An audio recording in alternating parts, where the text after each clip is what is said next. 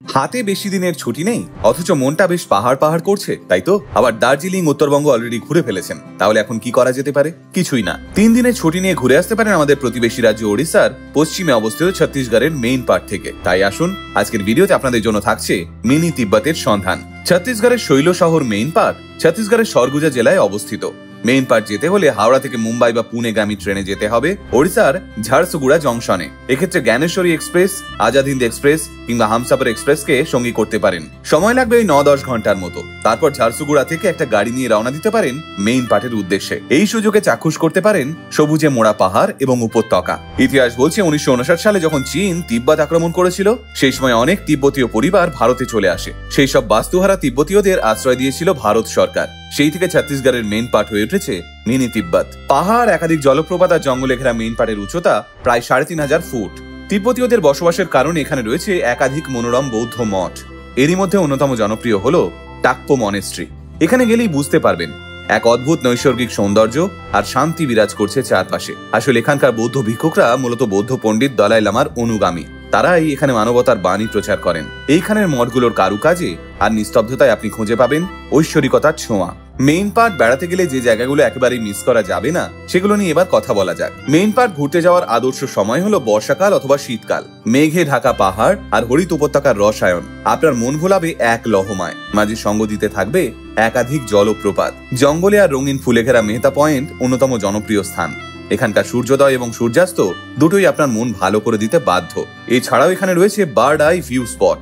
দ্বিতীয়ত আসি জলজলি পয়েন্টে। জলজলি নদীর নাম থেকে জায়গাটার নামকরণ। এখানকার প্রধান আকর্ষণ বাউন্সিং ল্যান্ড। এখানে হাঁটাচলা করলে আপনার মনে হবে সবুজ ঘাসের গালিচা বেছানো এক টুকরো স্পঞ্জের উপর আপনি যেন দাঁড়িয়ে রয়েছেন। তাই মজাদার এই জায়গাটা কোনোভাবেই বাদ দেওয়া চলবে না। তৃতীয়ত রইল মেইন পার্টের আরো একটা অবাক করার মতো জায়গা। সেটা হলো ভিসারপানি গ্রামের উল্টা পানি জলপ্রপাত। কি নামটা শুনে অবাক লাগছে তো? হ্যাঁ, উল্টা পানি, অর্থাৎ জল এখানে উল্টো দিকে বয়ে চলেছে। আমরা সবাই জানি পার্বত্য প্রদেশের খাড়াই ঢালবে জল নিচের দিকে নামে, কিন্তু বিজ্ঞান নির্ধারিত মহাকর্ষের নিয়মকে বুড়ো আঙুল দেখিয়ে এই জায়গায় জল নিচের দিকে না বেয়ে চলছে উপরের দিকে। কেউ কেউ মনে করেন এটা নিছকই দৃষ্টিভ্রম, কিন্তু চাক্ষুষ না দেখলে আপনি এর আসল মজা টেরই পাবেন না। মেইন পার্টের গ্রাম থেকে 7 কিলোমিটার দূরে রয়েছে মাছলি নদী বা ফিশ পয়েন্ট। নানা প্রজাতির মাছের বাস এই ফিশ পয়েন্টে। যদি আর একটু এগিয়ে যান তাহলে দেখতে পাবেন টাইগার পয়েন্ট। খাড়াই পাহাড়ের ধাপ কেটে বানানো সিঁড়ির মতো পথ ধরে নেমে গেছে জলপ্রপাত। একসময় নাকি বাঘে জল খেতে আসতো এখানে, সেই থেকেই এই জায়গার নাম টাইগার পয়েন্ট। এছাড়াও রয়েছে মেইন পার্টের বহুতাহী জলপ্রপাত। মুক্তোর দানার মতো সাদা বহমান জলস্রোত দেখলে আপনার মনে হবে এর পাশেই একটা বাড়ি বানিয়ে থেকে যায়। মেইন পার্টের গ্রামাঞ্চলে মূলত মানজি মাঝওয়ার, কানওয়ার এবং পাহাড়ি কোরওয়া উপজাতির বাস। তার সঙ্গে রয়েছে তিব্বতী কালচারের ছোঁয়া। তাই এই শীতের মৌসুমে 2 দিন পাহাড়ের কোলে থাকার জন্য আরামসে বেছে নিতে পারেন মনেস্ট্রি ধাঁচের কিছু সুন্দর রিসর্ট, আর একটা গাড়ি বুক করে সেরে নিতে পারেন সাইড সিন।